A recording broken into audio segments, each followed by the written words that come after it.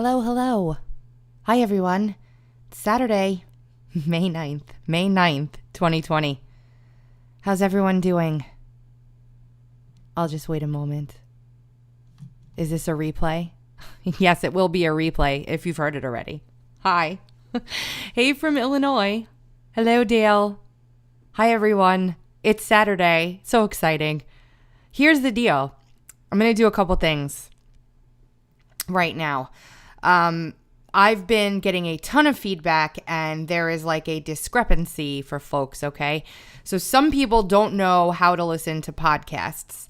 And so what I wanted to try to do real quick before I go ahead and play the podcast that I'm going to play for you, I wanted to show everyone how to find my podcast so that you can hear what we're doing, because we've got a lot of really amazing guests and a lot of really fantastic information that comes out on the podcast. So there are several ways you can get the podcast. It will not typically be streamed like I'm going to do now or on YouTube.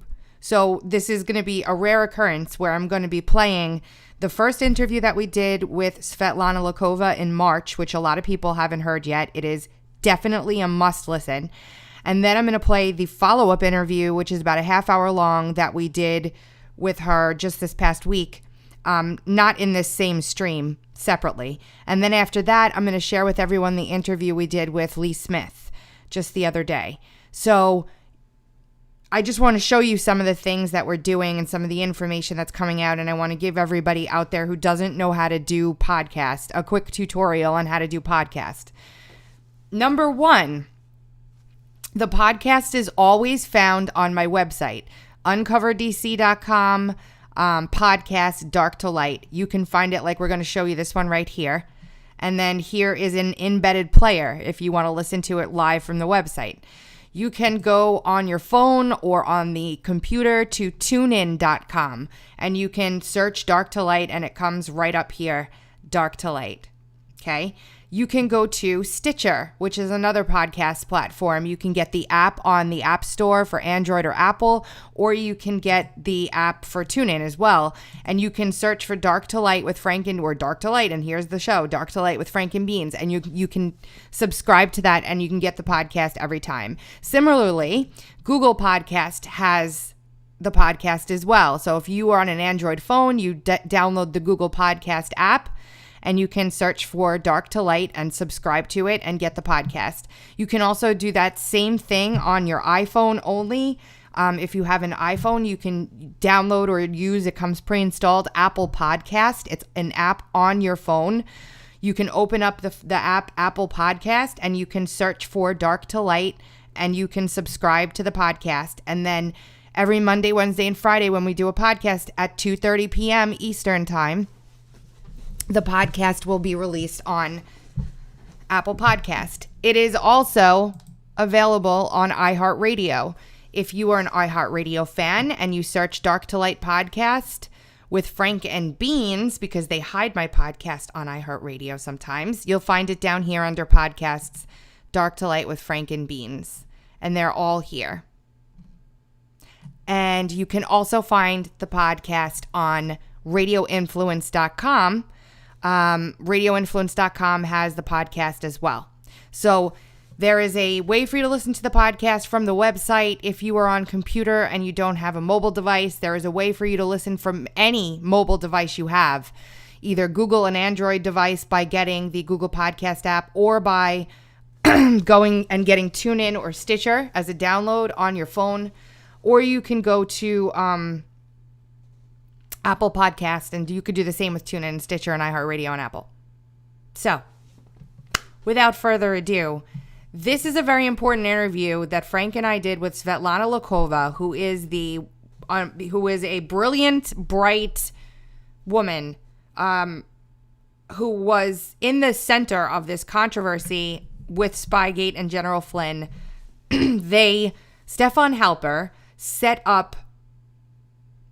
Stefan Halper told Christopher Steele that Svetlana Lokhova, who was a Cambridge-educated scholar and attended a dinner that General Flynn was also at in 2014, was having an affair with General Flynn, and that's just absolute fallacy. And she has gone on a truth-telling journey for the past several years, trying to get her story out in front of people, etc., so on and so forth. So what I'm going to do is play this episode so that you guys can hear it. It's an hour and a half long. There is a lot of information in this episode that you probably haven't heard yet. Once this is done, tomorrow you can hear part 2 and Lee Smith. So that's what we'll do tomorrow. Tomorrow is Mother's Day. To all of you mothers out there, I love you. And here we go, off with the podcast. I hope everyone's ready. We're going now. Here we go. Influence.com. The future is now.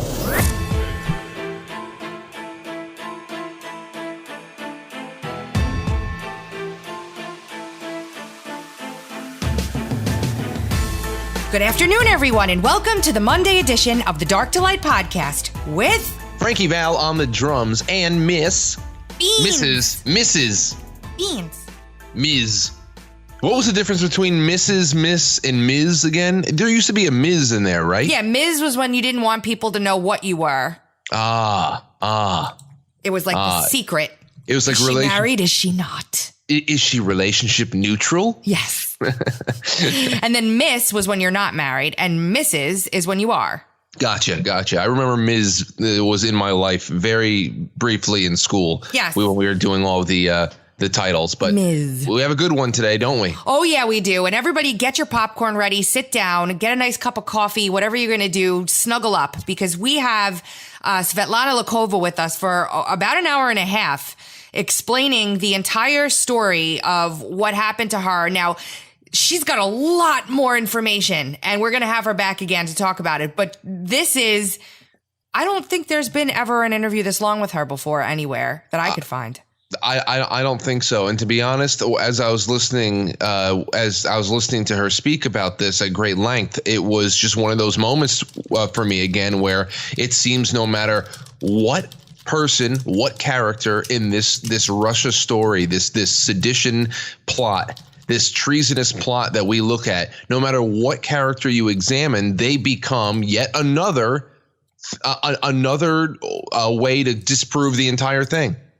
Yeah. You know, I mean, she's so clearly been turned into a prop, and it's just everything disproves the story. No matter who you talk to, everything disproves the story. It is just the war. It was sold on such shit. It sure was. And you know, this is really the cornerstone of everything, basically. So I would definitely listen to this interview. And if you want to pre-order her book, which will be out very soon, the link to do so is in the show notes, along with a link to a GoFundMe for her legal expenses. She is suing Stefan Halper right now. We didn't even get to start talking about that lawsuit, but she is. And so there's that. But without further ado, Frank, because people are going to be with us a long time today, here's the interview. So we are blessed to be here with Svetlana Lokhova, who has a very interesting role in this entire story, specifically how it pertains to General Michael Flynn. But I wanted to give you, Svetlana, and thanks for joining us today, the opportunity to tell this story from the beginning with as much or as little detail as you would feel comfortable with. But there's a lot going on here. So thanks for joining us this morning. Hello, Tracy, and thank you so much for having me. We've been trying, of course, to organize this for a very long time because your audience has been, asking for us to connect. And it was great that, you and I met at the CPAC recently and finally get the chance to discuss this really important story. Agreed. And Frank's been following along with me and we've been, keeping tabs on this. We spoke about you. Gosh, Frank, it was a long time ago when you first started speaking out. So in your words, start, I guess, in 2014 with the dinner. Give us a little bit about your background, too, in case people don't know. Sure. So, well, my name is Svetlana Lokhova. As you can judge by my name, I was originally from Russia, born in Moscow.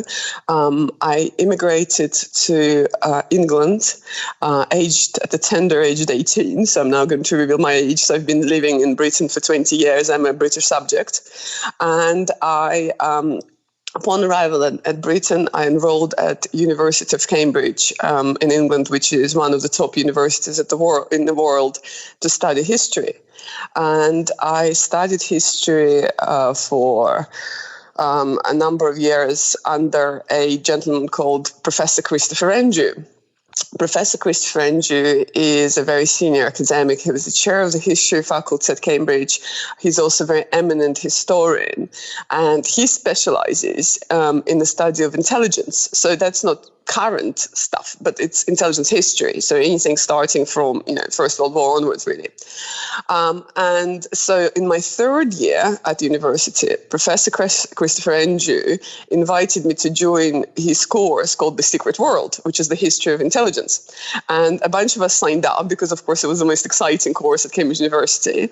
And, I was quite successful at that course. So he invited me to continue my postgraduate studies with him and do a master's in the same field. And that coincided with the fact that Soviet archives became open, or some of them became open, following the collapse of the Soviet Union. And so he asked me, because I'm a Russian speaker, he asked me to look at the newly opened Soviet archives and help him to translate, because he doesn't read Russian. And in the process, I wrote a master thesis on the origins of Soviet security services at Cambridge University. So that's my background. I'm a scholar who specializes in very early history of Soviet security services and Western security services. So you were actually you were part of Project Venona? Well, I wasn't actually part of that project, but I've done quite a bit of work on it. And in fact, people from the NSA came to Cambridge, and I've assisted them. Even today, although lots of the codes have been broken, but there was some information they were still interested in, and I've assisted a little bit on that as well. Wow. So I wasn't part of that project because that was an American project and it was kind of early on. But it's something that actually, in my own research, I've used extensively. Wow. Okay, continue, please. Sure. So, I was leading a relatively boring life, very interesting for me, but probably not for many other people, where I was at Cambridge University. I was writing, by that stage, my PhD dissertation, I was part of a group, as well, a study group at Cambridge called Cambridge Intelligence Seminar. So Cambridge Intelligence Seminar is something that was set up by my mentor, Professor Christopher Renju, for students who specialize in intelligence history, like myself. And I attended it since I was 18. We used to meet every Friday, and people would bring, whatever documents they were working on in the archives, and we will discuss our research every Friday night at 5:30. And Christopher Renju was a co-convener of this seminar, and there were two other people whose names are going to be very important to the story later on. So it was somebody called Professor Stefan Halper, and also Sir Richard Dearlove. Sir Richard Dearlove was a former head of MI6, which is the British equivalent of CIA, and he's known as C if you watch James Bond, and he ended up after his retirement, he got an honorary position at Cambridge University as it's traditional, and he was one of the co-conveners of our seminar. And then this third person, so the first person was Christopher Renju, second person was Dearlove, and the third person was then known to me as Professor Stefan Halper, who was positioned to us, described to us as a American, historian, but somebody who previously worked in U.S. presidential administrations and who sort of semi-retired to Cambridge University from U.S. And he was teaching American studies and was just basically somebody who was around. So that was my life, which was, pretty boring academic life. So how long was Stefan Halper in that group while you were? Because you were in it for quite a long time. Right. So he was there for a very long period of time. I had a break from university, then I came back. But I would say sort of safely, I was perhaps in the room with him. And the group was relatively small. So, our key core group would be 8 to 10 people, maybe tops. And then periodically, because the seminar was open, there was nothing secret about it, right? Because we were looking at historical events. That means that sometimes some seminars would attract a larger crowd. So sometimes as many as like 100 people would come. But majority of the time, there would be like 5 to 8 of us in the room. And so I had the dubious, as now I know, dubious honor of, pretty much sitting next to Stefan Halper every week for a number of years as a part of a small group of about 8 people. But since about 2012.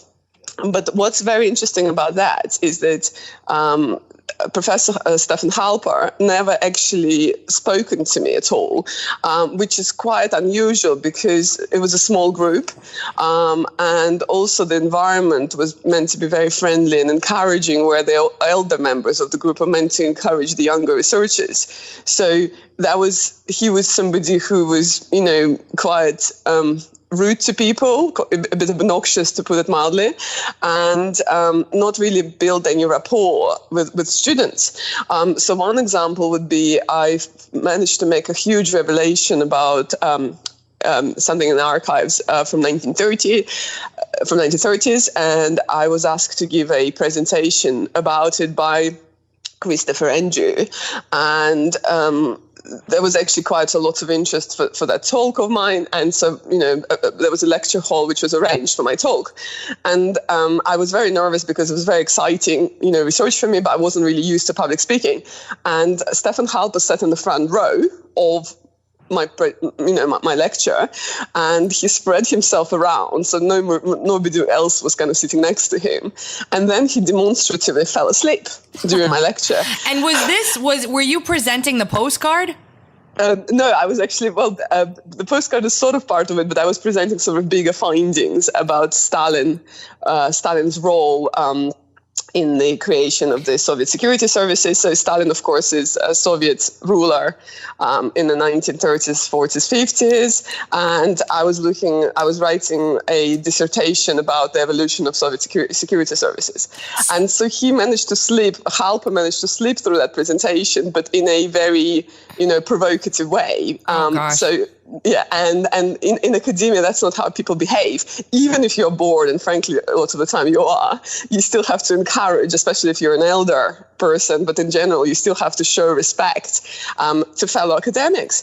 And so he snored, and then periodically he'll sort of wake up, shout something about Ruskies, and fall back asleep. So that's the extent. Imagine, so I was in the room with this guy for many years in a very small group, and that's it. That's my interaction with Stefan Halper. So, quick question for you about that group. That is, is that the group where Stefan Halper later said that it was infiltrated by Russians? Right, which is very amusing because Stefan Halper was, as one of co-conveners, he actually was the only person in the group who on numerous occasions actually invited former Russian intelligence figures to speak at the seminar.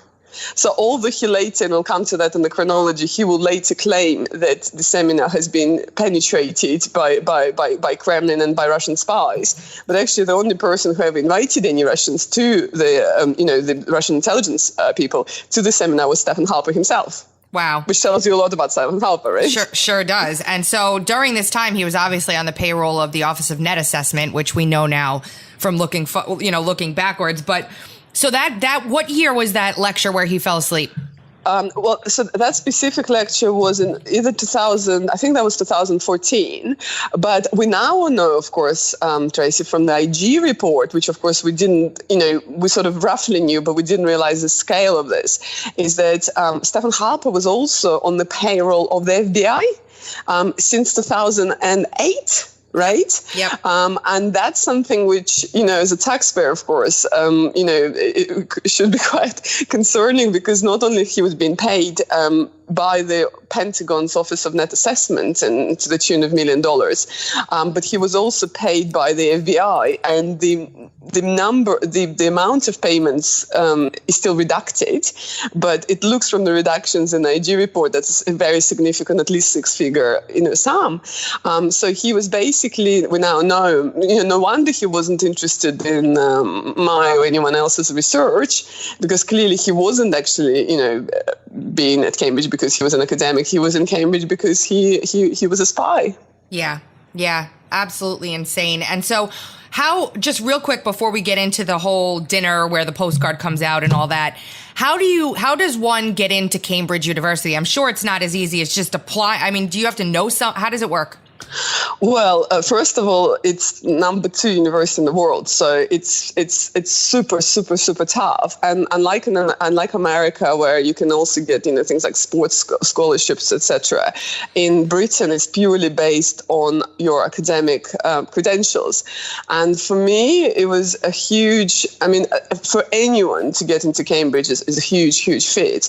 But for me, it was particularly so because remember, up until age 18, I was living in Russia. And my English, I mean, I studied English at school, right? But I've never lived in England, right? So it wasn't my first language at all.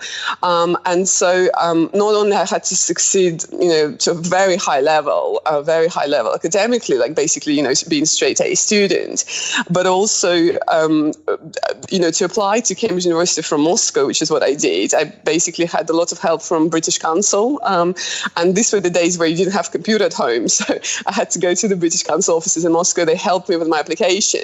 But then you also have to do a lot of other stuff. So not only you had to basically be straight A student, but you also had to have outside talents or interests. So for example, in my case, I was teaching on a voluntarily basis. I was teaching kids, on top of, performing academically. And then you have to also pass an interview process because they want someone at the university, who would be diverse, who would be basically a good addition. So even if you're brilliant academically, you might still not get in just because they don't feel you're a good fit. So frankly, for me, out of all my life achievements, other than my daughter, of course, and the book that I recently published, but out of my whole life, this was a huge feat for a foreigner to get into a top British university purely on merit. Wow, pretty amazing. Good for you. I mean, that's incredible. So we're not dealing with somebody here who doesn't have a nice, competent brain in their head is all I'm trying to say. So, and that's what, you'll hear towards the end of the story, why, one of the reasons why I'm so hurt about what has been done to me is because one of the things that Stefan Halper and his crew did is they stripped this away from me. All my achievements and cost me my position at Cambridge University, to which, as you can hear, I'm very, very much attached. Yeah, no, it's a horrible, horrible thing. And I wanted to get that out there because, some people hear Cambridge and they're like, oh, but they don't really get what goes into getting in there. So I'm glad you shared that with us. Okay, so now you were invited by who to sit at this dinner with Obama's man, Flynn. Right. Yes. So, well, the first thing happens is that it's, as we discussed, Cambridge is a prestigious university. And so we get a lot of, very important visitors who come. If somebody's in Europe, they will make sure to stop at Cambridge or Oxford. These are the 2 top universities. And so it's traditional for people to come and give talks to the students, and then I was invited on numerous occasions when we had dignitaries addressing Cambridge University. And in my case, I was selected as one of the few people that they wanted to showcase. So to Department of, to the American DIA, so American Military Intelligence. So DIA had a long-standing relationship with Cambridge University, where we have something called so there is a NATO air base, which is located just outside Cambridge University, about 1 hour. And attached to that, there is an intelligence department. And that's shared with the American military intelligence because that's their base in Europe. And it's basically European NATO it's NATO Command Center for Europe, and DIA was very keen to have a cooperation with Cambridge University because that was their way of collecting, in effect, useful information, useful intelligence. So it's quite common to have collaborations between intelligence groups and the academic groups. And DIA, so the head of Obama's DIA was visiting Europe on a tour, and one of the main stops was in England. And as part of that, he came to give a speech to address Cambridge University. And following that speech, there was a dinner in honor of General Michael Flynn. And this dinner was arranged at least a month in advance that I know of, probably even longer, but at least when the invitation came to me, it was 1 month in advance. And the people for that dinner, it was about 12 people, were very carefully selected, both in terms of their reliability, because of course, this is the head of DIA, right? You want to protect his security, but also in terms of their academic credentials. So basically, Cambridge University wanted to show off their talent to DIA, with whom there was basically they were sponsoring a lot of our work. So they had to choose their people carefully, who they can sort of show off at the dinner. So my name got taken down 1 month before. All of our names were taken 1 month before the dinner, and it was vetted by both DIA itself. So it was, the DIA were copied on the emails arranging the dinner, but also, of course, by the British side of things to assure security, just along with any other names at that dinner. And then when dinner actually happened, so General Flynn gave a very, very interesting talk, a public talk originally, where he described, the DIA successes in places like Afghanistan, and he was basically just, in effect, advertising what a great organization that is, and it was very inspiring for people. And then he was basically encouraging Cambridge University students to consider, DIA as either place of potential employment, or the fact that Cambridge University should continue its cooperation with the DIA. So that was the sort of theme of the presentation.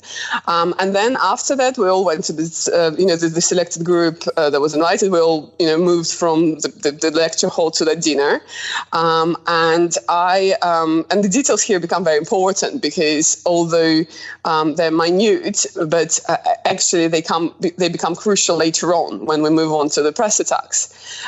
So we walked to that to the dinner place, and the dinner was being held in a private house, like a lodge of the master of Pembroke College. So Cambridge University consists of a number of colleges. And each college has its own master, so that it's like the director of college, but it's an honorary position. And each of those masters will have their own accommodation within the college. So Pembroke College the master was Richard Dearlove, so that's the former head of MI6, and within his private lodge, the dinner was set. And it was very beautiful. So there's some photos online of that that I took, which is that, it's all, beautifully carved wooden tables, lovely wine glasses, candlelight, it was a candle, so it was a candlelit dinner. And so it was basically all the stops were sort of pulled, all the stuff, everything was done to impress such an important visitor. Yeah. So then, we sit down for dinner. General Flynn sits on, the center of the table on one side, and opposite him sits a host who is Sir Richard Dearlove. And then on both sides of General Flynn, there are two other important members of our group, including Christopher Andrew on one side. And then I sit on the opposite side of the very big table to General Flynn, but also to the right, so quite removed from him. And the only reason why I had the relatively central place at the table is because I was the only woman. And it's a British tradition that if there's only one woman within the group, then she gets to sit next to the host. So I actually sat the whole dinner next to Richard Dearlove, who is the former head of British Security Services. And the dinner was relatively uneventful in the sense that, the senior people were discussing politics and world events and upcoming, cooperation and collaboration between Cambridge and DIA. Us, the sort of lowly researchers, we just sort of sat there and, waited for if we were asked to speak. And towards the end of the dinner, I was asked to present some of my research. And I've only recently discovered a document, which was fascinating for me and transpired to be for others, where I was working, actually, it's now online, but with Joseph Stalin's personal archive. And in that archive, I found a postcard.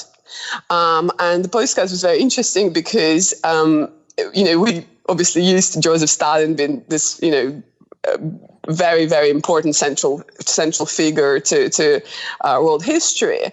But actually, when he was a young man, before the revolution won in Russia, he was on the run. He was on the run from the secret police because he was one of the revolutionaries. He was organizing various demonstrations and things like that, and strikes against the government. So he was on the run from the secret police. And as he was escaping, he sent a postcard to his friends to tell them that, he got safely to wherever it is he was to the place where he was hiding from the police. And that's just amazing document because it's in Stalin's handwriting. It's 1912. It's kind of has a bit of sense of humor in it. It's just, very, very interesting document. And then what's also interesting is that the Tsar's secret police intercepted that document and it ended up in the police archives. But then when the revolution won in 1917, the Bolsheviks took over the Tsarist police archives and Stalin discovered the postcard that he himself sent previously when he was on the run to a friend. So it was just this amazing document. So I was asked to show, so I had a digital copy of it on my iPad. I always carry, my research documents on my iPad just to make sure they're safe. And I was asked to show that document to General Flynn. So I passed my iPad to Sir Richard Dearlove because, as I explained, Flynn was sitting quite away from me. So I passed it to Richard Dearlove, and Richard Dearlove got up to pass that iPad to General Flynn, and then they kind of jokingly, sort of pulled the iPad from each other. And then I told the story, as they were looking at the document at both sides of it, I told that story, to the group. And that's it. So that's the extent of my communication with General Flynn. He said that it was a very interesting document. And can I send a copy of it to copying his assistant? I said, sure. And that's it. That's all that happened to dinner, at dinner with General Flynn. And then, of course, after we pause and I'll let you ask your questions, is the dinner itself was very interesting, but actually insignificant. But it's what happens afterwards and what they make of it that becomes a crucial part of the Spygate story. So crazy story. Did you ever email General Flynn after that dinner? Right. So I emailed him this postcard as asked. I also emailed him with, I've taken I think as I mentioned, I've taken a bunch of photographs at dinner of General Flynn giving a speech. And then as he was on his way out, he was shaking hands with Dearlove and Chris Andrew, and those pictures are online now. I've posted them. And I emailed those pictures as well. So it was a very, very friendly, very, great occasion, but kind of very soon forgotten. So 3 years goes by after that, right? Right. And then all of a sudden, before the articles about you started being published, were you paying attention to what was going on over here? And did you start, were there any flags raised for you with Dearlove in particular, given what we were hearing about, Christopher Steele, et cetera, so on and so forth? So what then happens is that, the General Flynn dinner happens in February 2014. Then we find out much later from the press that General Flynn left the IA. That was just in the news.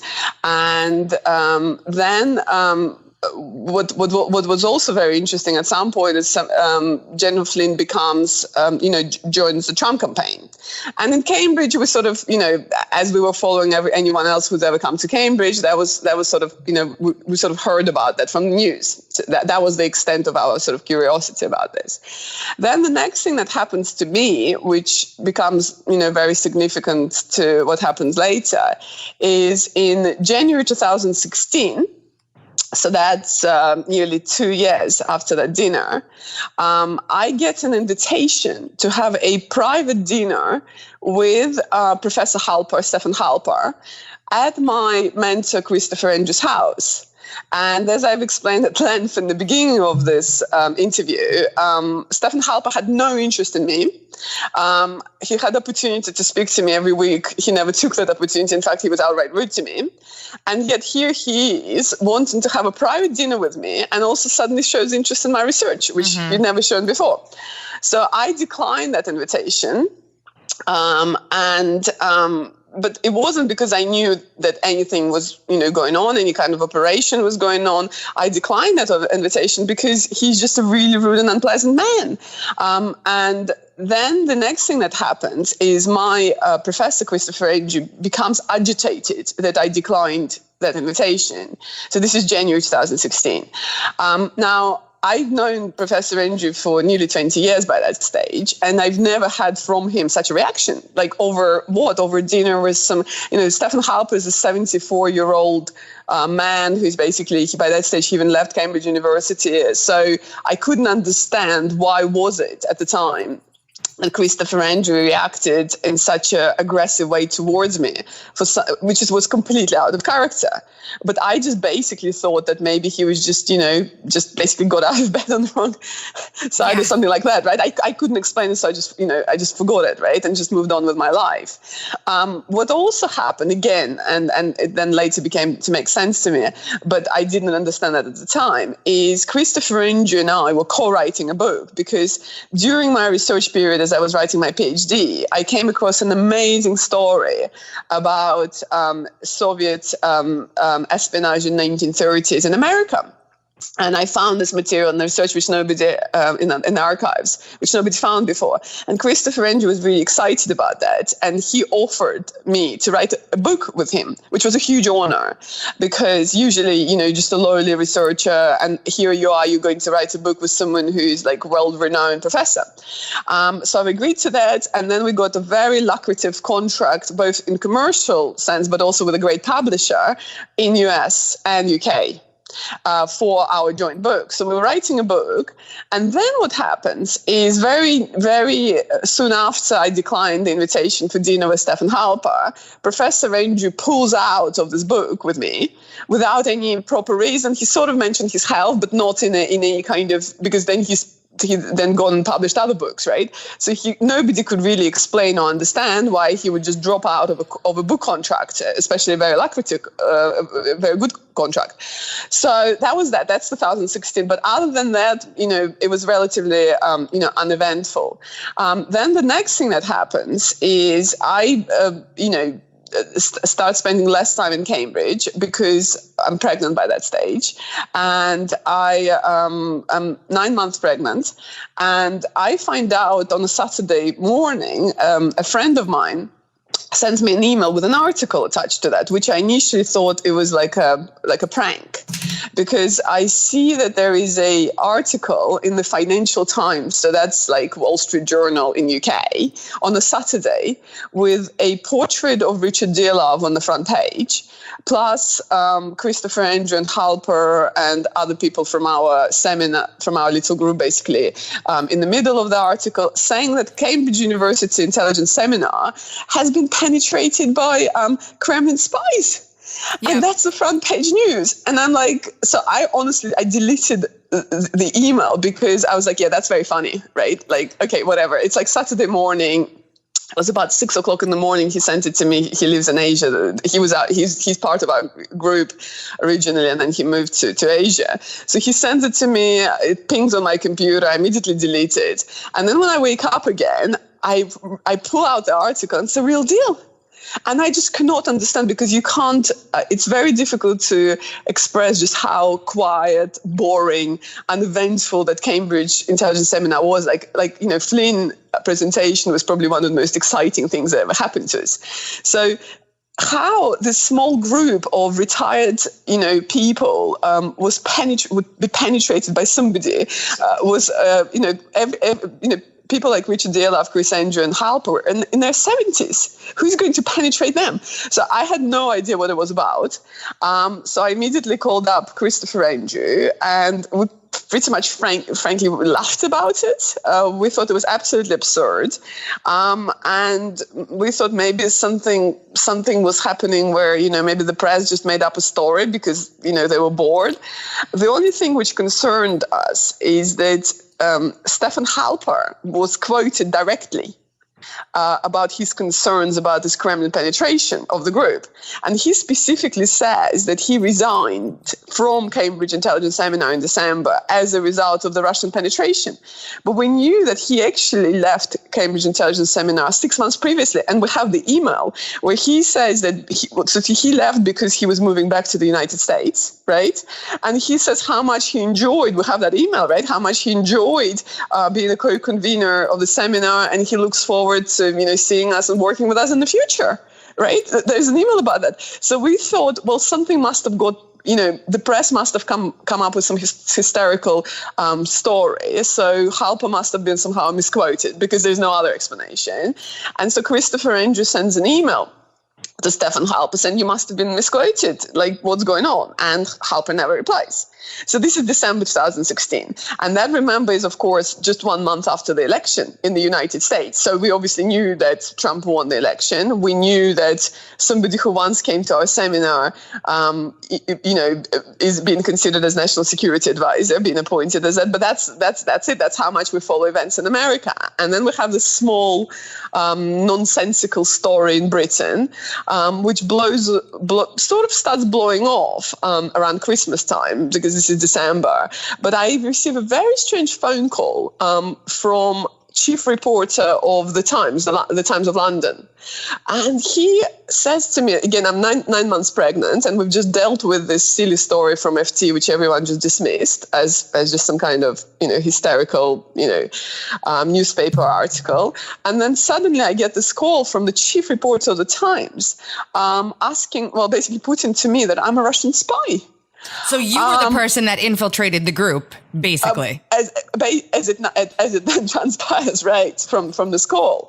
And I frankly was bemused.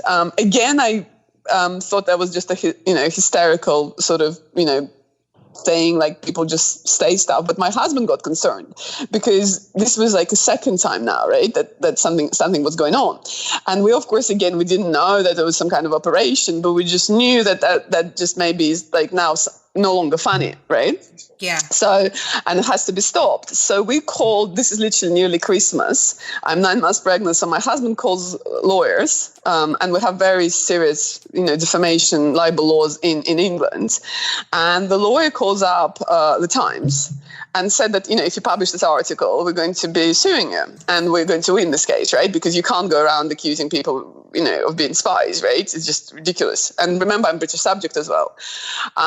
And that was that. So the story never came out. Now, I asked Christopher Andrew what the hell was going on, like why, what was the issue with these newspaper articles?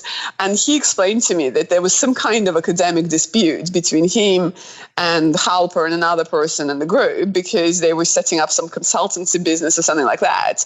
And that must have sort of somehow spilled onto newspapers, but basically to ignore it, he gave a quote to FT saying it's all absurd, to Financial Times saying the whole thing is absurd. And that was the end of the matter, as far as I was concerned. And in any event, I was focused on my baby. She was due in January. So then the next thing that happens is my baby's born in the end of January. Nothing happens in January other than that, which is a huge event for me. It's my firstborn, and I'm dealing with that, and I'm dealing with. I also have to complete my book, which is I'm now writing on my own, and I have a deadline for that, and I'm dealing with a newborn and recovering from childbirth, and that's we're talking now mid-February. And then the next thing that happens is on 28th of February, I start receiving a bunch of very strange emails from numerous media outlets, but from United States. And remember, I'm a completely unknown person living in United Kingdom without any connections to anyone in America. And suddenly, 3 top US publications, so that's Wall Street Journal, Washington Post, and New York Times, contact me within 48 hours of each other, and they all have my name, my email address, and they all ask something about my relationship with General Flynn. And this is the man I met once 3 years previously. I'm sort of holding the baby, and the emails come quite late at night because of the time differences, and I have no idea what's going on. Then I get this phone call from a gentleman called Professor Kent. So he's another professor within our group, and he tells me that Christopher Andrews, so this is my mentor. So just in the intermediate period, I forward one of the emails from Wall Street Journal about my relationship, with General Flynn. I forward that to Christopher Andrew. And Christopher Andrew said, I'm so upset, I can't talk. Neil Kent, so he's another member of our group, Professor Kent, he's going to call you and tell you what's going on. I'm like, okay. And so the next thing that happens is that Neil Kent calls me up and he's another man, he's, late 60s. He sounds very shaken up. And he says that he received a call from Wall Street Journal, and Wall Street Journal reporter told him that I seduced General Flynn and Christopher Andrew. Oh my gosh. And he said he literally dropped his phone. He was at some event when they called up, and what is going on? And I said, precisely. So we immediately called up lawyers to say, look, this is this very strange attack. There's 3 newspapers, it's coordinated, they're contacting me, what do we do? And the lawyer, same lawyer, by the way, of course, who is the one who called the previous reporter, he dictated a statement for us to issue. And my husband issued the statement because I was just too unwell, saying, very simply that I've only met General Flynn once. Actually, even up to today, I've only met him once in my whole life, in 6 years since that dinner. And that I've only met General Flynn once, that, I'm not a Russian spy. I didn't have any appropriate relationship with General Flynn or with Christopher Andrew or with anyone else, and to leave me alone because, I'm having health issues, and just to stop stressing me out. And what then happens is very strange, because one of the people who gets into contact with me, so the most outrageous one is this Wall Street Journal, but the second person who got in touch with me is somebody called David Ignatius. And David Ignatius is I now know, very prominent reporter at Washington Post. And he, we now know, was responsible for costing General Flynn his job just a few weeks earlier. But I didn't know any of that at the time, right? So what I know is I'm getting all of those emails, but Christopher Andrew told me that he was so upset with this Wall Street Journal allegation that I slept with General Flynn and with Christopher Andrew, that he said to me not to speak to any reporters. He's not going to speak to any reporters. This is outrageous. This is an outrageous attack. And then on the same day, he sends me another email saying, hey, my friend David Ignatius, says Christopher Andrew, is in town. He's a great reporter. I suggest you meet up with him he says to a lady who is nursing a 3-week-old baby and who's just been attacked in this horrible way, I suggest you meet up with this reporter from Washington Post who happens to be in Cambridge. He just flew into England from Washington. And he has inside track on General Flynn and he wants to share it with you. And I'm like, what? Why would, why would I go? Yeah. I don't want any insight on any general. I just want to be left alone. And that was weird, right? This is my mentor of 20 years who's known me since I was 18. And who was, just that same morning was literally said he can't even speak on the phone with me because he has this heart condition, and these allegations of us having an affair caused him this tremendous, health problem, right? And now he's encouraging me in a very sort of positive way to meet a friend of his to discuss General Flynn. And then the email from David Ignatius himself basically says that, he really wants to meet with me. And the implication of the email is that if I meet with him and discuss General Flynn with him, then he will help me to promote my book. And he says that, Christopher Andrew is a great friend of him, that Christopher Andrew is very complimentary of me and think that I'm great. And that if I meet with him to discuss General Flynn, then he will help me in the United States because he's very, prominent there to promote my book. So I'm like, that doesn't sound right. I'm just not going to meet this guy, and that's it. So I sent to him the copy of the same statement that we sent to Wall Street Journal, again explaining that I only met General Flynn once, nothing inappropriate happened, and to leave me alone. I just want to say real quickly, I give you a lot of credit because here you are, like basically planting your feet on the ground, and all these really important people that have mentored you for so long are kind of like telling you to do things that you really know in your heart you shouldn't do, and you stuck to your guns anyway. Be damned the book, be damned the relationships. So I just want to give you kudos for that. Sorry about that. That's very kind. No, that's really important because, I was in a haze. I was like on painkillers after, horrible sort of, health complications. I'm a new mom. Literally, like, I just had a nurse coming and leaving like, minutes before those emails, like helping me, I didn't know how to swaddle, you have kids, how to swaddle. First time it happens, it's just such a huge thing, right? You don't know how to swaddle them. Swaddling is hard. Right. And everything, right? And my mom wasn't around. So I was at complete loss. I was in some kind of haze. So frankly, I just, honestly, it's almost like some kind of like crazy horror movie. Like when I try to go back to those days, I don't actually sort of remember what I felt or how it was, because I just remember sort of the baby crying, my husband trying to get on the phone with those journalists saying like, stop, because they don't stop, right? Like I send that statement over thinking it's all going to stop, and it doesn't.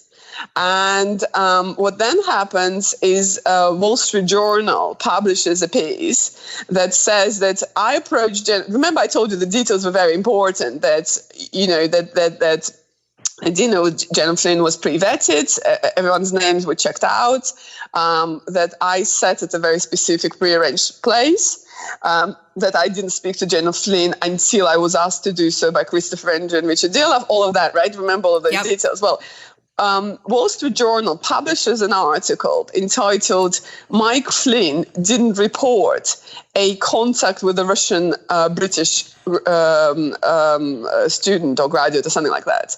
Now, first of all, the two people who published that article, as we now know, for those who've researched Spygate, are very important. So one person is called Carol Lee, and she's now with NBC, but she used to be a chief White House correspondent for Wall Street Journal and a personal friend of Obama. In fact, there are photographs of them sort of hugging at various events. That's the main person on the article. The second person on the article is Shane Harris. And Shane Harris, as you know, is basically the mouthpiece for security services. Yep. So they really sent people, this was an operation, right? Because they really sent very, very, kind of prominent Russiagaters on me. And the article didn't make sense because this whole story, like the headline that Mike Flynn didn't report a contact from 3 years previously, like how is that news? And of course, he did report it because, as we discussed at length, it was pre-vetted, right? Yeah. So DIA were copied on every communication.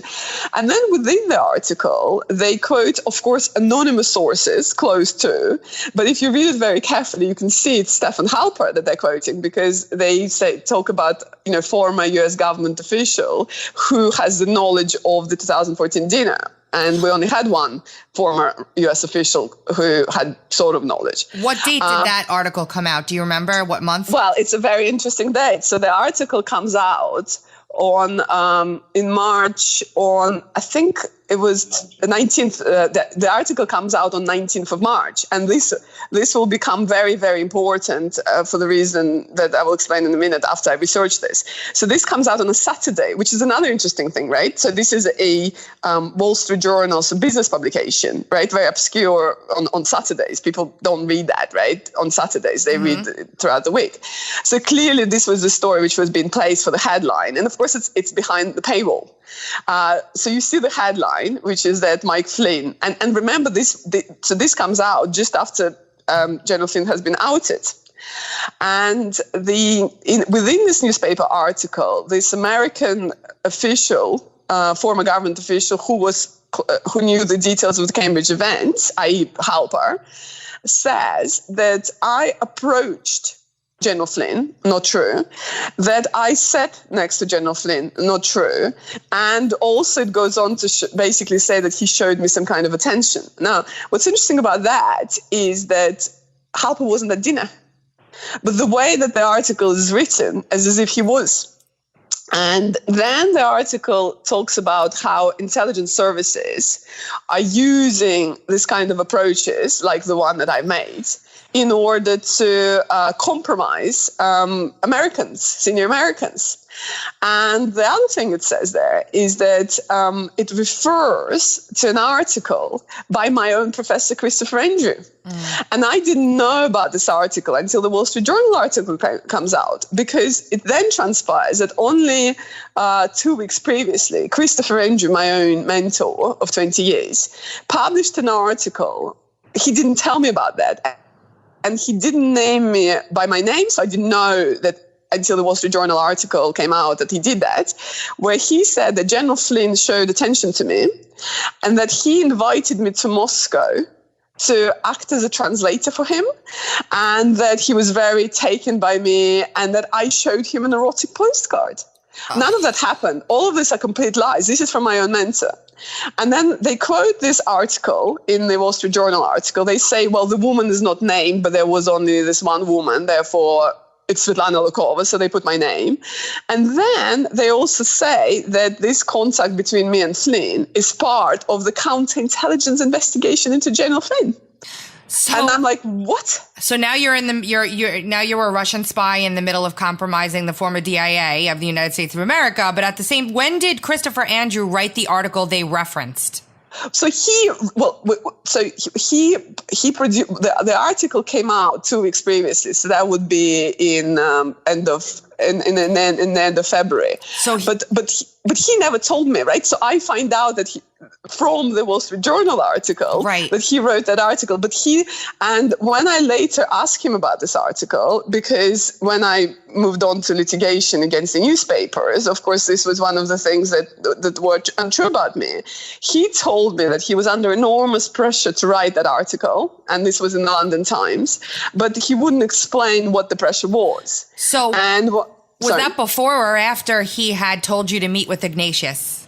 Right. That was literally within days of him encouraging me to. Well, it was before, but it was very, very close date. Yep. And of course, now that we know that we researched the subject, now we know what actually happens is, remember at that stage, I'm just this mom in the middle of a storm having no idea where they're coming from. But now we know from research that what actually was happening is around the inauguration time, Director of National Intelligence Clapper gave an order to Ignatius to take a kill shot on General Flynn. And Ignatius published an article just a few weeks before he came to see me in England. He published an article where he published the leaked conversation between General Flynn, and who was National Security Advisor at the time, and Ambassador Kislyak. And the person, according to General Flynn's lawyer, the person who leaked that tape to Ignatius was his friend James Baker of the Office of Net Assessment, who is the person who gave Stefan Halper all the contracts. So this is a very closely knit group. And so the kill shot on Flynn, we now know, consisted of two crucial parts. One was to remove him as national security advisor, right? Which is how Ignatius published that article. So this is in February, and then at the end of February, this rather elderly man gets on the airplane from Washington to England to meet me and publish an article about me. So that's the second part of the kill shot, and the rest of the articles were around that, right? So that the Christopher Andrew article is clearly part of the kill shot on General Flynn. So it was a bunch of media posturing at that point, and obviously a Christopher Andrew who they had something on, I would assume, in order to get him to do something like this. Have you had any conversations with him since? And how did that make you feel after that long of a time working so closely with somebody? Well, so the in terms of what they had on him is he was genuinely shocked when he ended up in newspapers. You know, that December 2016 article where a Cambridge intelligence seminar that he created was penetrated by Russian spies. And my understanding is, in effect, they were going to ruin his career, right? Because they made him look like either he's a Russian asset himself by being close to me, or he's a fool, right? Because he worked closely with me for 20 years. He introduced me to very important people within UK and US intelligence community, you know, such as General Flynn. So therefore, he was somebody who was in effect. We lost her. He never explained anything to me. But when he said about the pressure. No, we lost you for just a second, but keep going. Right. So my understanding from his perspective, he never told me that. But when they placed his photograph in a newspaper and associated him with Russian espionage, he had to sort of condemn me somehow, because otherwise he would be, you know, corroborating with a Russian spy. That is probably how they got to him. There goes the integrity right out the window. Right. And so he. But he wouldn't tell me. That's the thing, right? Some numerous friend of ours tried, everyone, including his own friends, condemned that article because it was not true. In fact, what was very interesting is the person, so you remember that I had on the left of me, I had somebody called, on the left of me, I had Richard Dearlove sitting next to me. But on the right of me, I had somebody called Bill Foster, Dr. Bill Foster, who is one of the other senior members of our group, sitting next to me on the right. And he took that Christopher Andrew article to his friend Stefan Halper and said to him that this article is not true. None of that happened. He sat next to me. Bill Foster sat next to me. And Halper, of course, wasn't at dinner. And Halper apparently got very agitated about that because the attempts were being made to clear my name, but apparently Halper stopped it. And we now know why, because he was the one who placed those stories into the newspapers in the first place. For me, the Chris Andrew thing is probably one of the most hurtful aspects of this whole story, because just a day before he was pushing me to meet Ignatius, he was asking for my newborn baby's photograph. Right, which I sent to him. When I came from Russia to England at the tender age of 18, I hardly knew anyone. You know, most of my family, including my mom, stayed back in Russia. And he became almost, well, I wouldn't say a parent, right? But he became somebody very close to me who mentored me through my Cambridge academic career and through my new way of life in England. So for instance, he would often invite me to his house. I know his wife, I know his kids and grandkids. He has, a very big, wonderful family. And on the other side is like, as his health became, deteriorated with old age, I often, helped them out, to sort things out, because I was there in Cambridge and his family was far away. So this was, I wouldn't say sort of members of the family type relationship, very close, very personal, right? And so it's somebody I worked with professionally for many years, but somebody also who I considered, very, very close friend. So frankly, I still to this day, it's very difficult to recover from that, because I now have to go back through 20 years of my life and remember each occasion that I met with him or anyone else within this Cambridge group, and reconsider, like, were they spying on me? Were they, basically this whole thing becomes now a lie. right? So it's something that I've invested so much, which is in my academic career, but also in my relationship at Cambridge, now all been, just destroyed.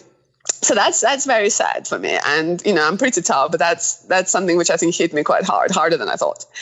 But then the next thing that happens is that at the same time as this Wall Street Journal article comes out, another article comes out, and this is by somebody called Luke Harding. And Luke Harding works for the Guardian newspaper in the United Kingdom. And Luke Harding is very closely associated with Christopher Steele. So he's his de facto spokesman.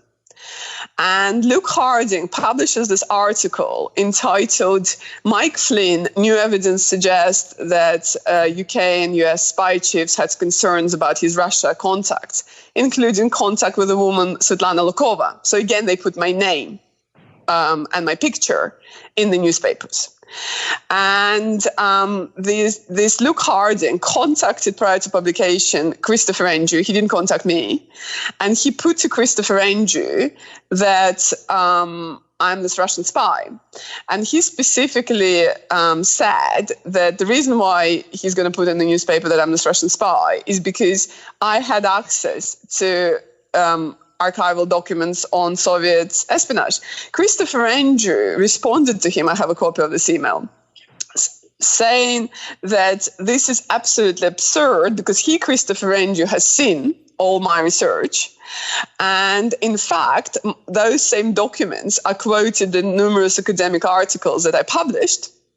And if Luke Harding wants to find out where those documents come from, which is from Open Digital Archive, right? He should buy, or go to the library. He said, Chris Andrew says to Harding, get a copy of her articles, and you will see she quotes the documents. So he specifically, Christopher Andrew, I have a copy of that email, specifically tells Harding that it's a conspiracy theory that Putin gave me documents because I work for Putin, right? So at the same time as Christopher Andrew is kind of selling you out on one hand, he's also defending you privately on the other.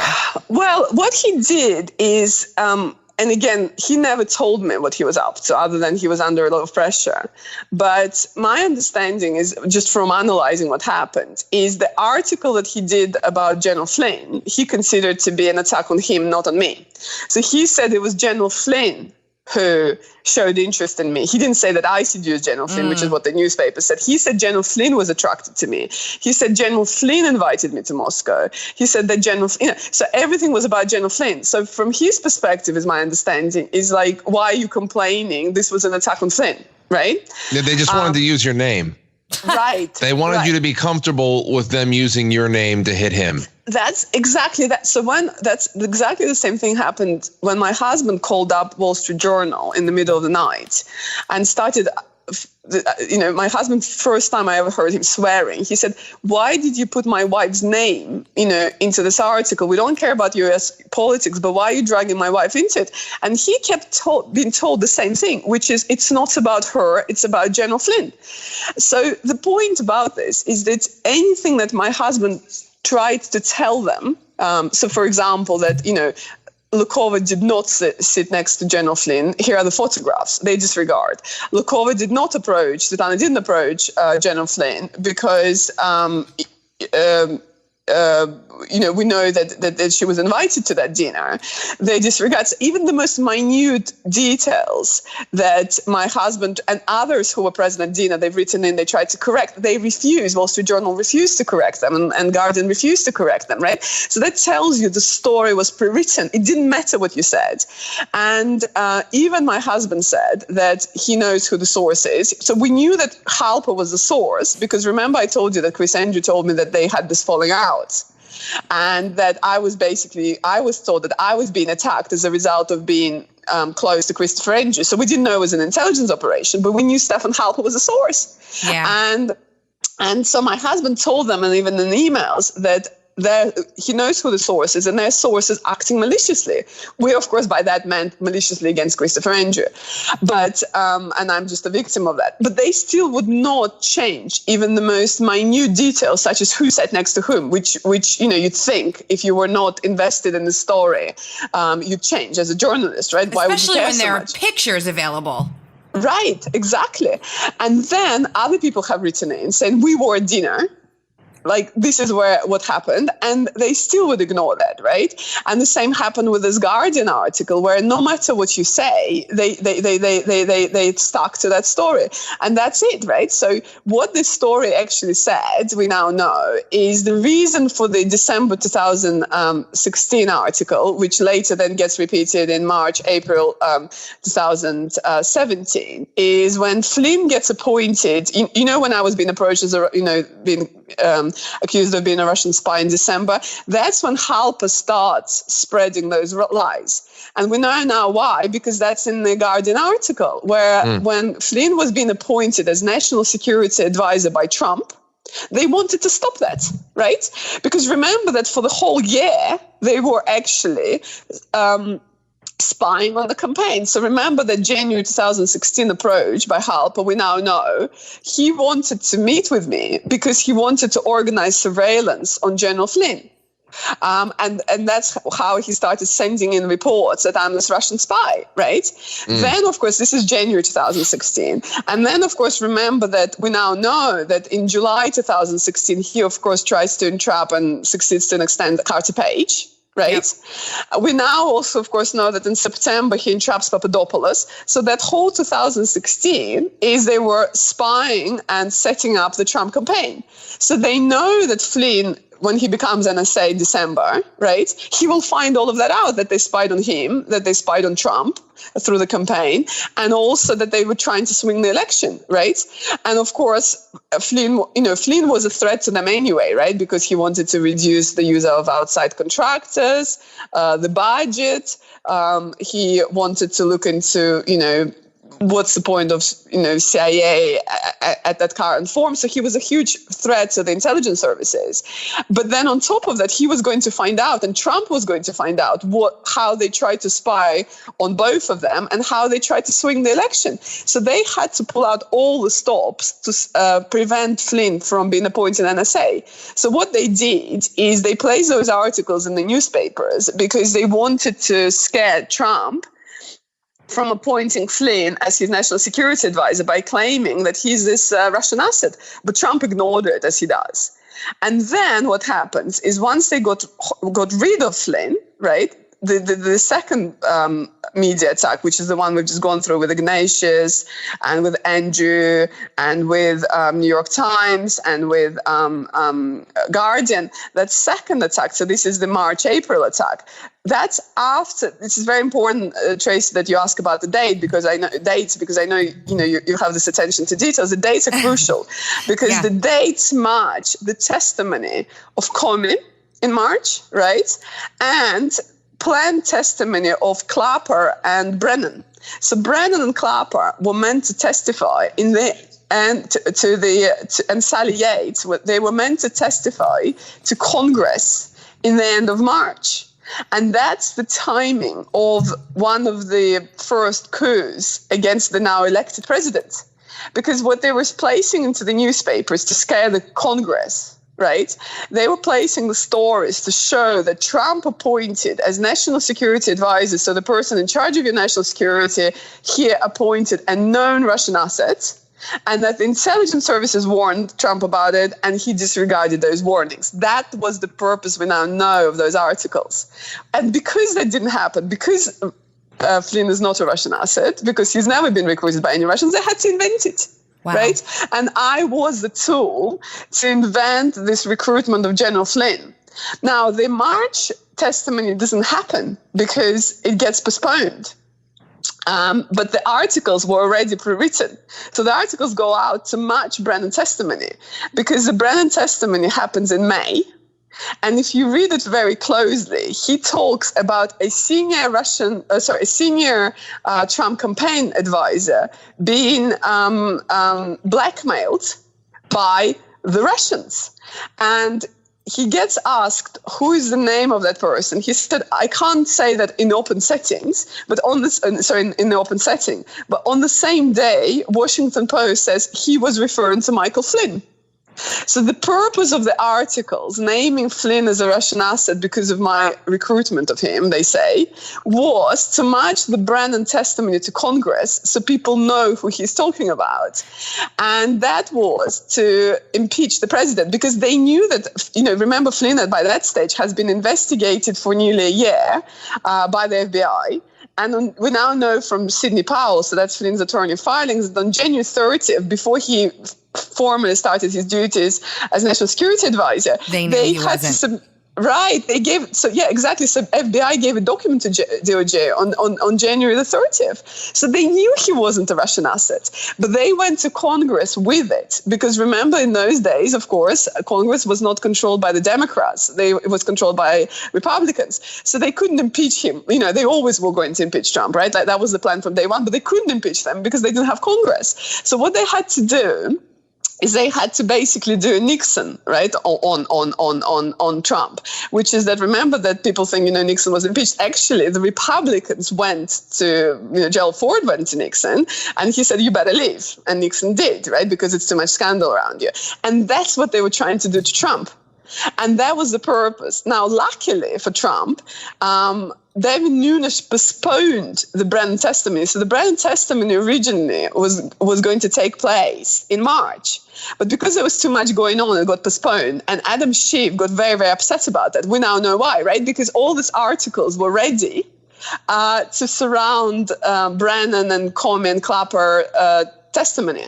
But the Brennan testimony got postponed. So imagine if in March, when the transitional team is still very much, it's very messy, and Trump then goes on to fire Comey, saying Comey makes it look as if he fired him because of Michael Flynn, which is not true.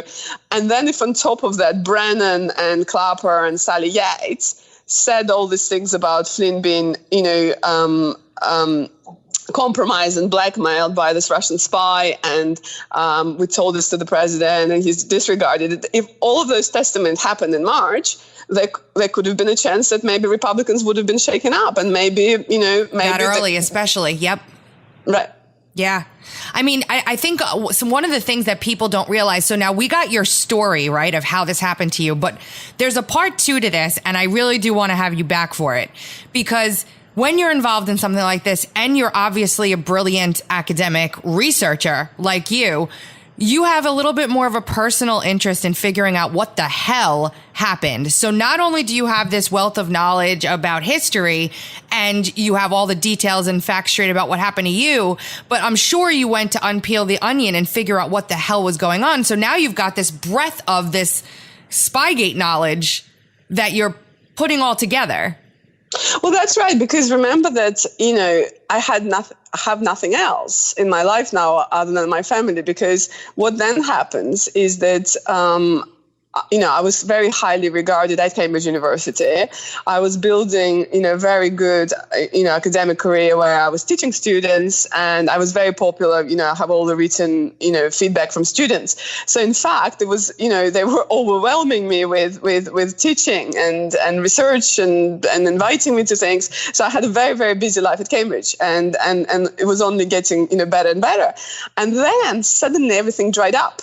Right. Yeah. But they wouldn't tell me. Right. They wouldn't tell me. Cambridge wouldn't tell me what was going on. It just became weird. Like, people sort of stopped returning my calls and emails without any explanation. And then I literally bumped into on the street, another person I've known, for 20 years. And I wave at him, and he pretends he doesn't see me. Right. So I literally kind of stop, he's on the bike. So I kind of stop in front of the bike saying, can you not see me? Like, hello. Yeah. Why are you ignoring me?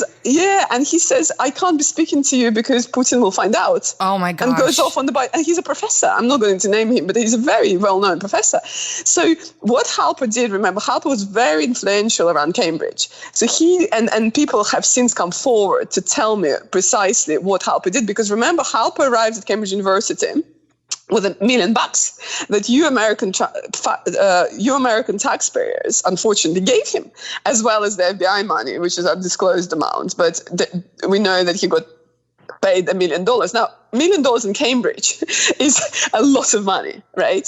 So he buys his way into the university system. He donates a lot of money to Magdalen College, where he's a life fellow, which is the college where he invites Carter Page to lure him into. And he goes around Cambridge with influence, right? So then and also he's somebody who, claims that he was a senior figure in numerous presidential administrations and somebody very important. So he went around Cambridge spreading those lies about me as part of his operation against Trump and Flynn, which meant that people took it seriously. So one example is Bill Foster. That's the man that I told you was sitting next to me at dinner. He was the one who gave me, for example, a lot of teaching opportunities. And then he started, and he used to then what was very strange is he started taking me out for lunch very regularly, which kind of doesn't happen in Cambridge because all these academics are poor, right? So you eat in the canteen. And he took me to nice restaurants a few times and asked me about my research and what I was up to. And I couldn't understand what it was. But then when Halper gets outed as a spy, Bill Foster comes forward to me and says that actually he now realizes that he was spying for Halper on me. But it wasn't just spying. It was that Halper was putting things into people's heads. That Svetlana, she's very suspicious. How could she have got hold of all these documents, all of this research? It had to be something like Putin helped her or something like that, right? And he kind of went dripping that poison around the university. And people then now feel that they got taken in by him. But it's a bit too late. And the only time that Bill Foster realized that something really bad was happening is when that article by Christopher Andrew came out and he tried to challenge it, and Halper got very upset. And we know from what he did to Papadopoulos and Page, how upset he gets and agitated when things don't go his way.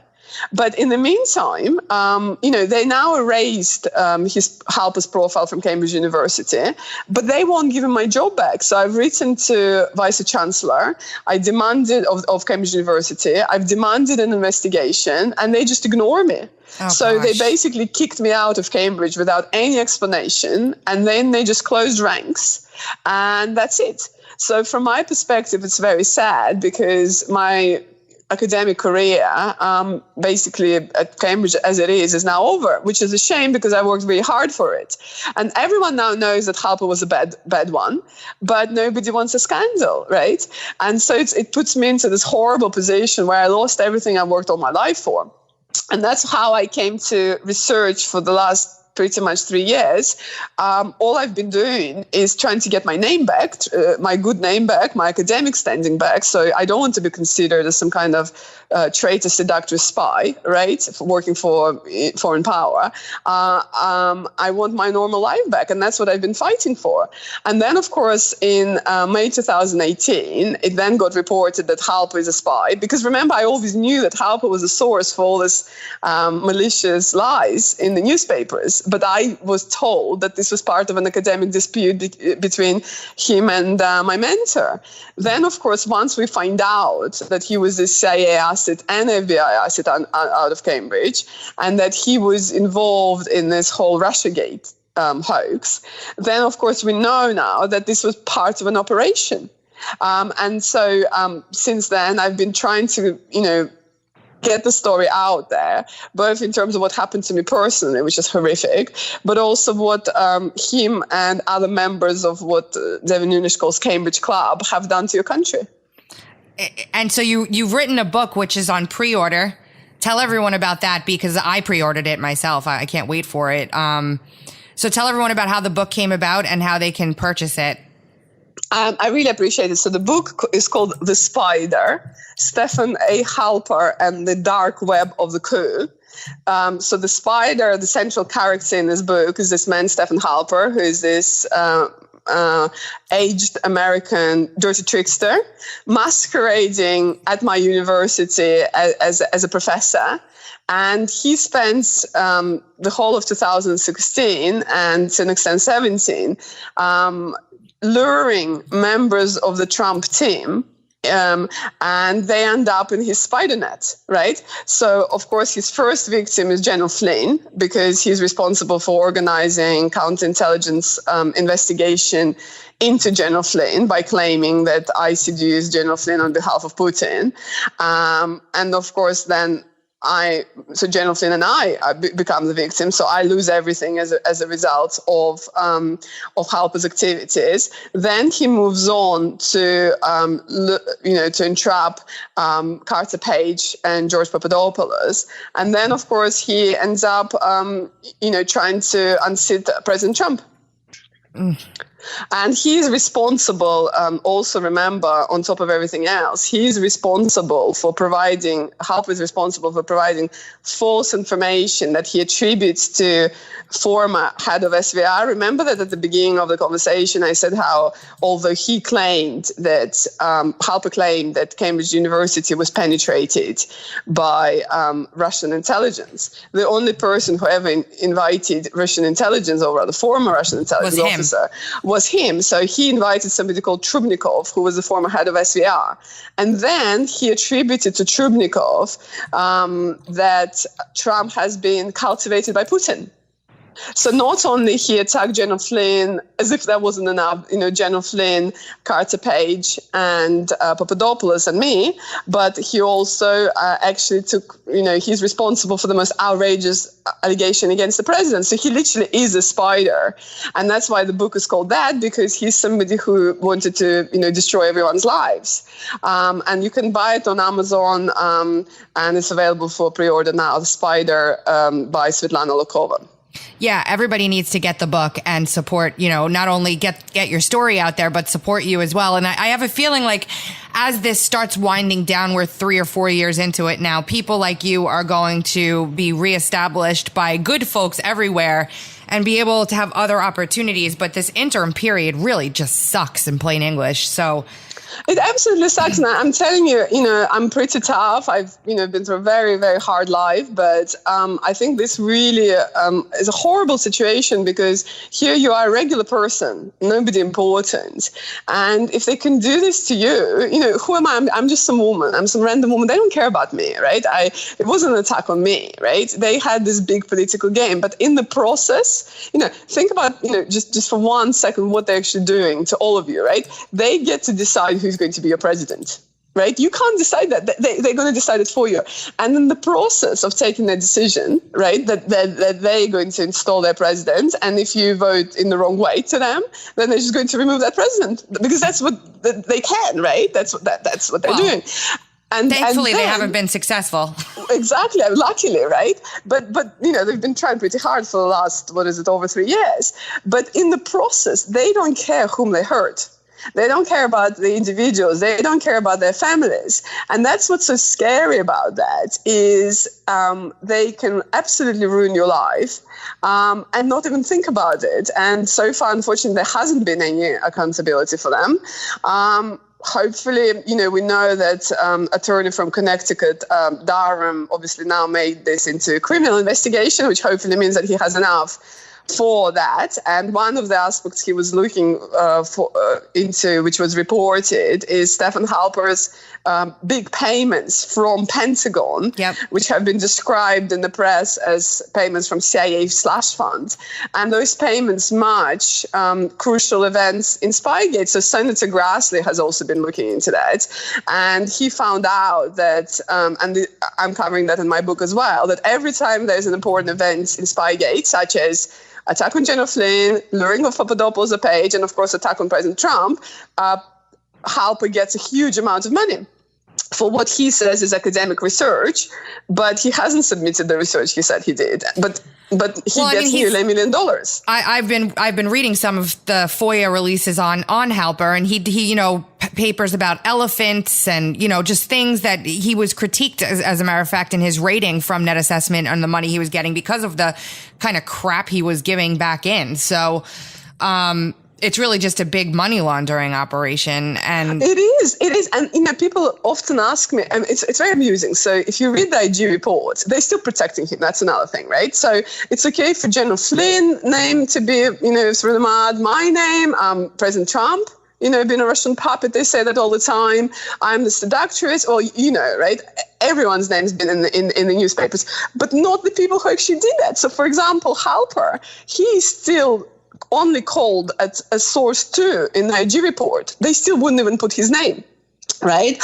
Because what they've done very cleverly, he's just a dirty trickster, right? But by making him into confidential human source, it's a bit like this whistleblower story, right? Where you take a wrongdoer, you give him legal protection, and then nobody's allowed to mention him because otherwise you pose risks to lives and sources and methods and operations, right? So he's, so far been getting away with it.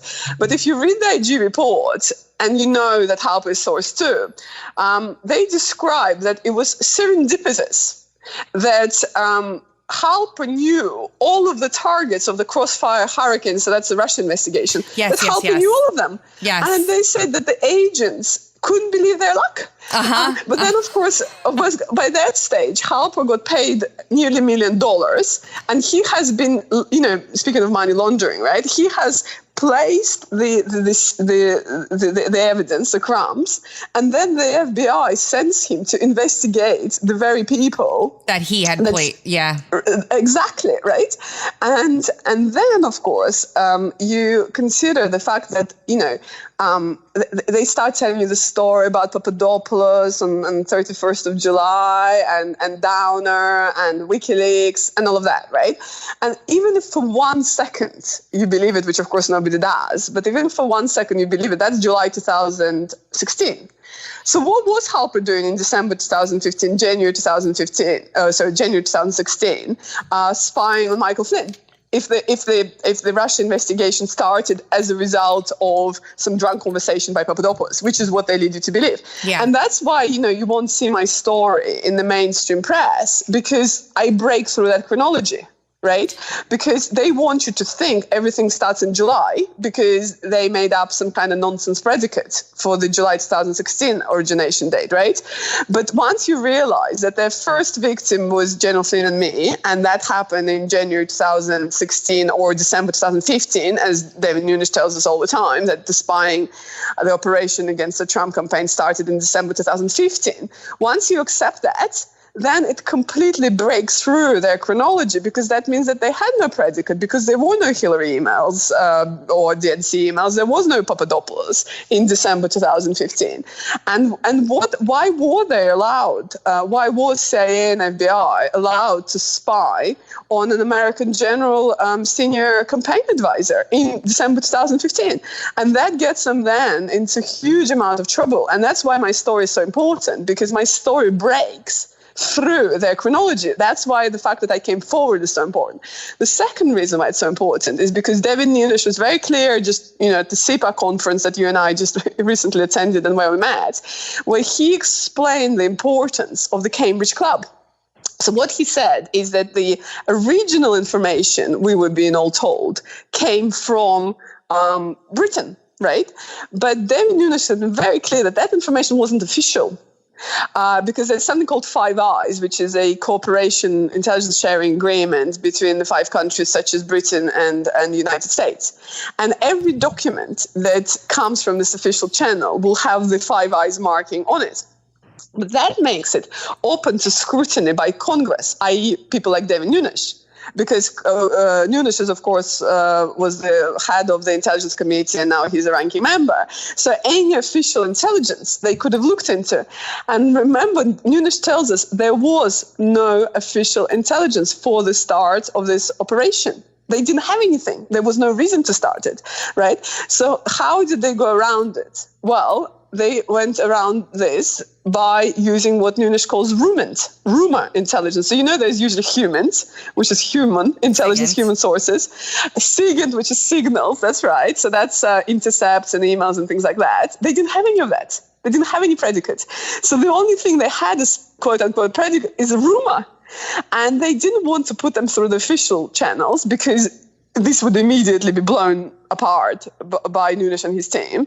And that's how they use the so-called Cambridge Club, as Nunes calls it. So that's people like Halper, Dialov, Andrew, Shragi is another interesting character. So this is this American who invites Carter Page to Cambridge, and he actually, funny enough, happened to sit next to you pretty much at the CPAC event. So he came to that. But he's somebody who, is responsible for, he was pretending to be a student under Stephen Halper in Cambridge, but he's somehow involved in an operation against Carter Page at least, maybe others. So all of these members of this Cambridge group, they were sitting there in Britain at Cambridge University, using that as a cover, right? And they were writing fake stories, and then they would feed those rumors into the official DOJ and FBI system, circumventing any kind of oversight. Yeah.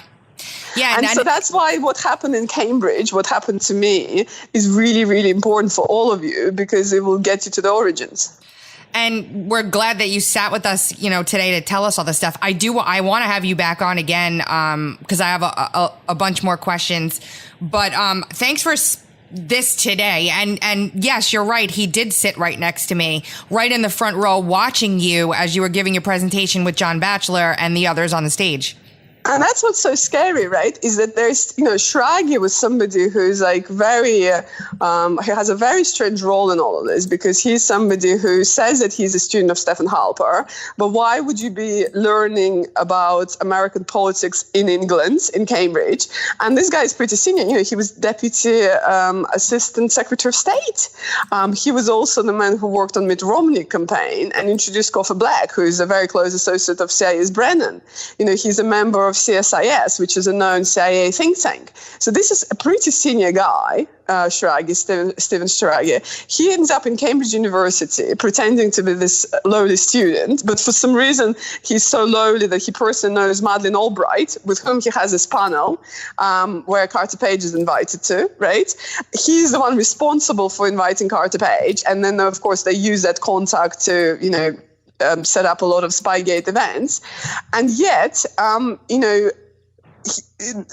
he never comes forward until now. And then now, 3 years later, he somehow finds out that I'm speaking at this Russiagate panel at the CPAC, literally, 2 weeks ago? Yep. And he shows up and he sits in third row, where you, I think, were sitting in the first or second row. And then Michael Flynn Jr., so Flynn's son, was there. And this man shows up. I don't know whether he was trying to intimidate me, what clearly didn't succeed, or he was spying on me, wanted to know what I'm going to tell. But it's very interesting, because rather than going to the DOJ office or FBI office, which is where he should go if he has something to say, he comes to CPAC to spy on people. So basically, this is continuing today. This is what's so very, very scary about this whole story, is they still haven't stopped yet. No, the media keeps going too. Svetlana, this was really fantastic. I'm really glad we got to connect, because now we can bounce things off one another, which I'm sure we'll be doing a whole hell of a lot of. Right. And I think it's very important to have people like you to shine the light on this and do this every day. And I think for all of us, it's very, it's tiresome, because it just goes on and on for many. I mean, for me personally, it's been a nightmare, but it's also, it's been a very long period of time. But I think it's very important to just have, to persist. It's every day, you tweet, you put a social media post there. Every day you're shining light on them. And sun, as we know, is the best disinfectant. So, very grateful for people like you, Tracy, to be out there and remind people how important this story is, because the coup is continuing today. It sure is. It sure is. Thanks for those kind words. I really like you a lot, by the way, and you're funny and you're sweet and you're just a great person. So it was really good to spend some time with you. And thanks so much for joining us today. My pleasure, my honor. Thank you so much. And there you have it. And there you have it. We could have put that into 3 volumes. For sure. Amazing. For sure. And I almost didn't know how to end it, but I'm not going to keep anybody any longer. So you've been listening to the Dark to Light podcast with Frankie Val on the drums and Ms. Beans. You can hear us every Monday, Wednesday, and Friday at 2:30 Eastern Time on TuneIn, Stitcher, Apple iTunes, Google Podcasts, iHeartRadio, and RadioInfluence.com. We'll see you Wednesday. Later.